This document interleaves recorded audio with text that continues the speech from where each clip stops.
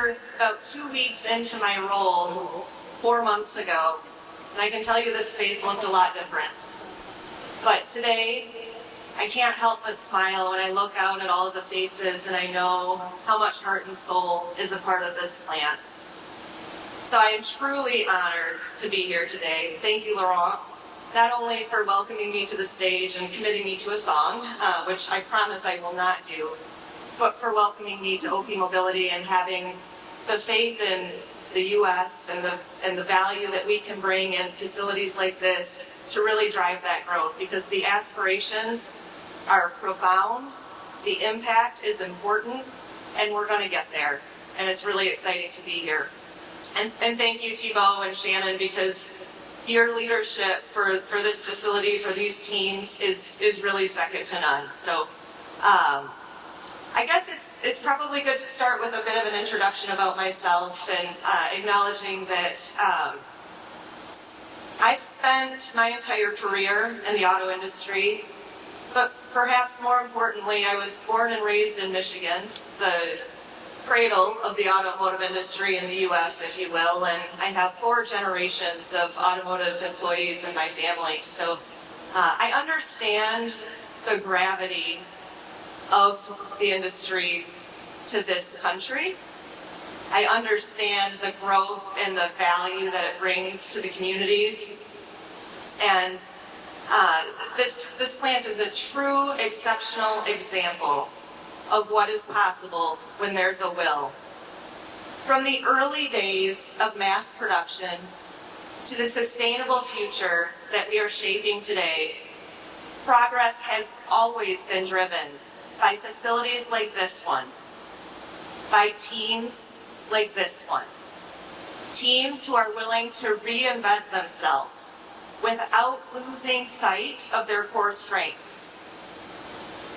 Since I joined OPmobility in April, I've made it my mission to understand what makes each of our facilities special. And Anderson's story has been particularly impressive and heartwarming to learn. Some of the veterans here today and some of the stories in the video, they're incredible memories. People reflect fondly on the early days. That first BMW bumper in 1995 was more than just automotive parts. It was our exterior business group proving that it could compete in the demanding U.S. market. And then the C3 tanks that came, setting new quality benchmarks, and the team's pride in those early accomplishments is still palpable today. What has struck me most is how the Andersons' history mirrors the evolution of American manufacturing itself. When you think about the 1999 GM J-Car, a program that required us to develop innovative two-up molding technology. Or think about the 2005 introduction of the Pearson inserted baffle, a first for our operations in the Americas. And then there was the 2016 Mercedes project that completely transformed your logistics approach. The more I learn about Anderson's journey, the more I appreciate the resilience that is truly built into the DNA of this facility. I lived through the 2008 financial crisis, as many of you did. Something like that could have broken many plants. It did break many plants. But here, it revealed extraordinary character to preserve the business and relentless process improvements to maintain quality, maintain execution. The way that this team shows up, the way that they supported Greer's launch while simultaneously refocusing operations here in these 4 walls is nothing short of remarkable.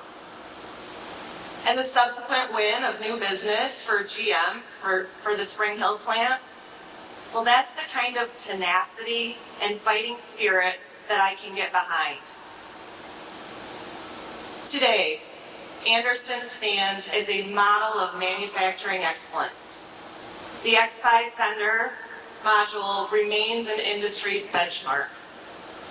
The thermoplastic tailgate with the GM program continues to impress.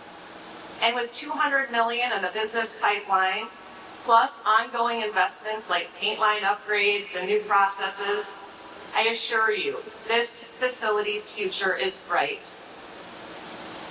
To our customers here today, thank you for your trust.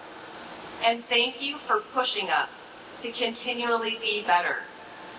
Your Supplier of the Year awards decorate our lobby. But more importantly, they drive our mindset every day. And to the Anderson team, thank you for welcoming me into the OPmobility family. Thank you for sharing your stories. Your 3 decades of excellence represents exactly what American manufacturing is all about. You have adapted to every challenge. You have proven that resilience and innovation are not just ideals, they're your daily practice.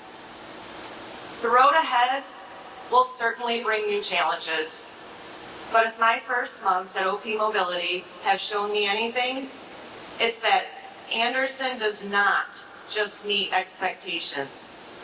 Anderson redefines expectations. I am honored to be here to help write the next chapter of this facility's remarkable story. Thank you. Which means I'm responsible for leading the growth here in the U.S. and all of North America. And we have 4 business units represented. So there's C-Power, Exterior and Lighting, H2 Power, and our modules team. And you're here today for obviously to celebrate Anderson's 30th anniversary. It was the first automotive plant that you brought here. Tell us, people about the company who don't know about it, how old it is. It's a family-owned company, how it was founded. Yeah, that's a great question. So it is a family-owned company still today. It was founded in 1946, so we're celebrating our 80th anniversary next year. And they still are headquartered in France, founded in Lyon. Now our headquarters is in Paris, in Levallois. We have done a variety of products over the years, but several, I would say about a decade ago, got very intentional and focused on automotive. Anderson, as you mentioned, was our first U.S.-based automotive component plant, opening up in 1995 here in Anderson, South Carolina. And tell people what they do here at this plant. What's produced here? So we have both business units represented in this plant, our exterior and also what we refer to as C-Power, our fuel systems business unit. So one side of the plant is doing blow molding of fuel tanks and fuel systems for 3 different customers, and then our exteriors plant is doing injection molding, painting, and assembly on exterior parts and components for customers nearby. And today, some of the speakers, they were talking about sort of expanding the vision in the years ahead, some of the things you're going to do differently. I know one thing you said was sustainability. Can you tell me a little bit about that? Yeah, our company is very committed to sustainability. In fact, we are on track to be carbon neutral for Scope 1 and 2 at the end of 2025. So we've spent a lot of energy and time, no pun intended, to ensure that we're contributing to the sustainability of the industry, and really that's an important value for OPmobility. In terms of, we'll stay true to that value and continue to invest sustainably. We're also looking to expand outside of passenger vehicles. So we have battery activity, we have hydrogen storage activity, and that really lends itself to more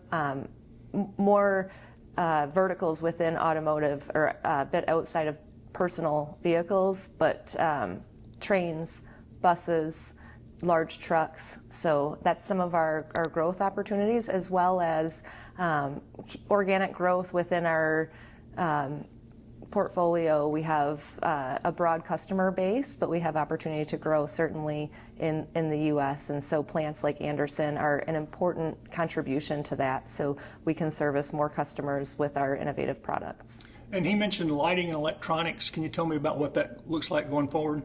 Yes, of course. We, about 2.5 years ago, had an acquisition for the lighting business, and we really see that as the next phase for having a complete cross-business unit solution for exterior systems. So in the past, we've had bumpers and front and rear, as well as lift gates. We also have a modules business, which is an assembly of front-end modules and things that we do for our customers. With the inclusion of lighting, now we have really a comprehensive systems approach that we call One for You.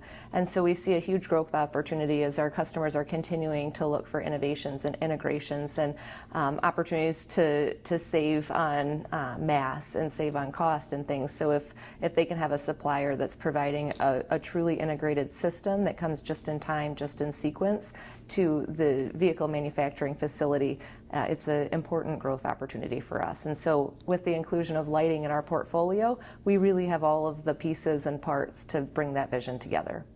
So does that mean they'll be bringing some of that to Anderson, some of this new?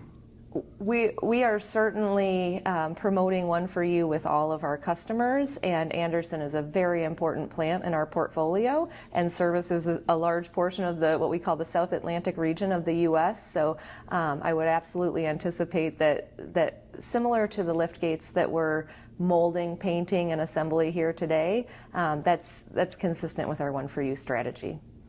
In 2019, he touched on this today, when the Greer plant opened, there were like 350 jobs lost here. And then in 2021, they added 76 more, another $18 million investment. Are there more possibilities of job expansion and capital investment in Anderson? So the goal is to double our sales revenue in North America in the next 5 years. And to do that, we intend to capture more business, and we will make investment in our footprint to make sure that we're accommodating the customers. But what we see as a top priority here in Anderson is to make sure that we're utilizing all of the capacity. You'll see that we have continued to invest in paint line refurbishment, new injection molding machines, and facility upgrades to support the pipeline of new business that's coming here. So our goal will be to keep the plant at full capacity in the future. How close to is it full capacity now? How close to capacity now, do you know? We can get you the numbers after offline, but I know our service business that's here is about 30% of the capacity, and then the business we have with GM is about 50% of the capacity. And I think we could take on one more project about the size of the GM program in the exterior side, and we have business booked in the C-Power side as well that's going to continue to increase that capacity. So Laurent mentioned Polaris, and so that's an important customer that we've added to our portfolio outside of the traditional automotive space, and they're bringing volume. We have important launches coming up. Mercedes has recently indicated that they're going to bring more volume, and that is one of our customers in that plant. So we really have some important opportunities ahead of us that we're laser focused on. So there is room for growth here and room for more jobs here? There is. We're not at full capacity today, and our goal is to achieve that in the next business plan. I think it's important to mention that when you're in the plant, and I hope you felt it today, that there's a true commitment to the people, a true commitment to safety, and it's more than just a company that offers jobs. It's really a company that creates an environment where people care about each other, people know that they are cared for, and I think that's what's created a fairly long tenure. We have, I think, an average of 14 years of employment for most of our employees, and so that's indicative of a company that really cares about safety, cares about people, and cares about continuing to reinvest in the community, and the team here in Anderson exudes that.